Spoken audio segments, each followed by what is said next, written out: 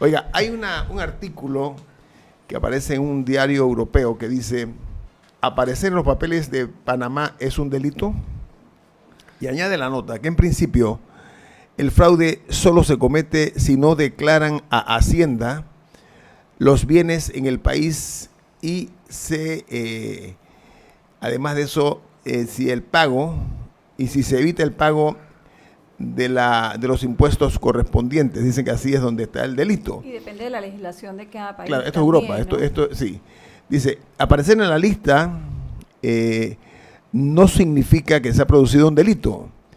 Las haciendas de cada país y la justicia son los que deben investigar. O sea, Panamá no debe investigar, sino cada país debe investigar. Pero el Ministerio por qué. Público abrió hablando, una investigación de oficio sobre el rol de la Sí, pero están hablando de firma. que cada país allá también tiene que investigar a sus connacionales, ¿no? Lo que me explicaban también un grupo de abogados es que más allá del tema de la lista, debemos recordar que está en juego cifras increíbles, porque son millones de documentos que incluyen correos electrónicos y con intercambio de información, comprometedora para mucha donde gente. podría haber información comprometedora, donde en un correo electrónico estableces una estrategia para armar un modelo económico claro, que lleve a la evasión de impuestos o a ocultar la realidad de la empresa. Ahí es donde se ha comprometido. Y es lo que ya empezaba a salir en las noticias. Bueno, más allá de la lista es lo que dicen los correos electrónicos. Sí, oye, la pena de muerte alcanza una cifra mundial que es la más alta en los últimos 25 años. Dice que los principales países verdugos son Estados Unidos, Irán, China, Arabia Saudí y Pakistán.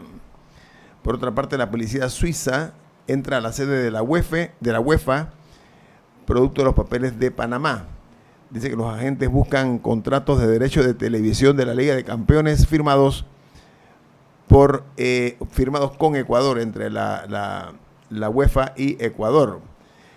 Y la reventa de los derechos a precios... A terceros también, sí, ¿no? Y otra nota de primera plana es que Vargas Llosa atribuye a un asesor su aparición en los papeles de Panamá por la compra de una offshore.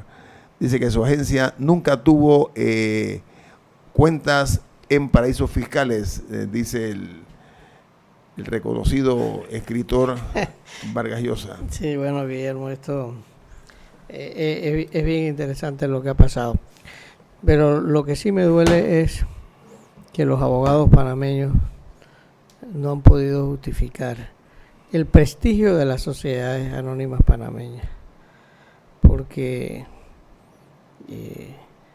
el que aparezcan personas, 10.000 personas, una persona siendo presidente de 10.000 sociedades, Guillermo, eso no habla bien del sistema de sociedades anónimas. O sea, Panamá tiene prestigio por su canal, por sus puertos, por su banano, por su azúcar, por su cacao, por su zona libre inclusive, por el centro bancario que tiene muchos años que no quiebra ningún banco, porque quiere decir que se están tomando medidas. Vamos a la nacional, tocamos eso en la nacional, pero, Rey, sí, porque nos estamos saliendo de las internacionales. Yo quería tocar lo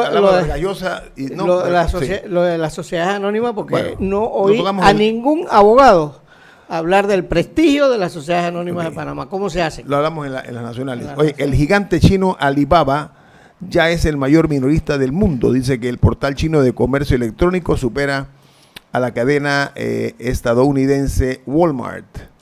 Y Benjamín Netanyahu declaró: Israel es la línea de defensa más importante de Europa, y asegura que sin Israel la expansión del Estado Islámico sería todavía mayor. Y Francia penalizará con $1.700 a los clientes que se dediquen a actos de prostitución. Dice que el Senado de mayoría conservadora había bloqueado ese cambio legal unas 3 veces. Y Bernie Sanders, candidato a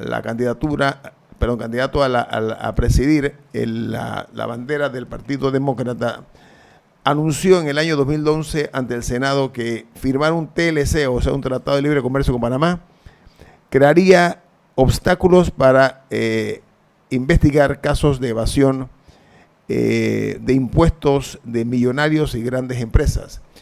Hago un pequeño resumen de la nota, una nota extensa, donde recojo un extracto de lo que dijo Bernie Sanders en aquel momento. Dijo el senador, dice, y esto está en el video del discurso de Sanders que está publicado en la página oficial del candidato presidencial.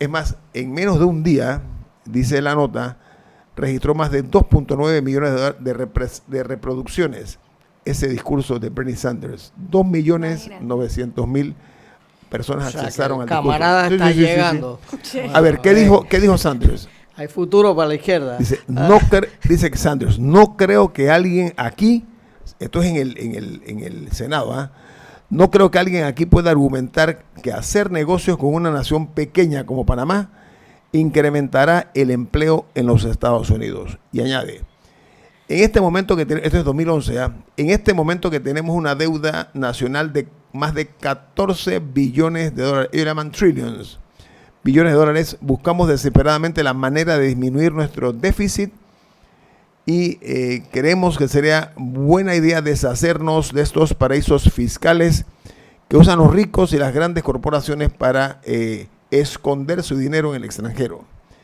Dice que una de sus promesas de campañas son medidas más estrictas de recaudación de impuestos para las grandes empresas y los más ricos de Estados Unidos.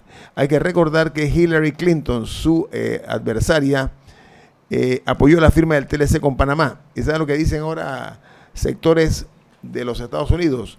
Que Hillary Clinton representa la élite global de los bancos y de los que son los más ricos. Es interesante lo que está ocurriendo y tiene incidencia esto de los papeles de Panamá en la política norteamericana. Interesante hasta dónde va a llegar esto.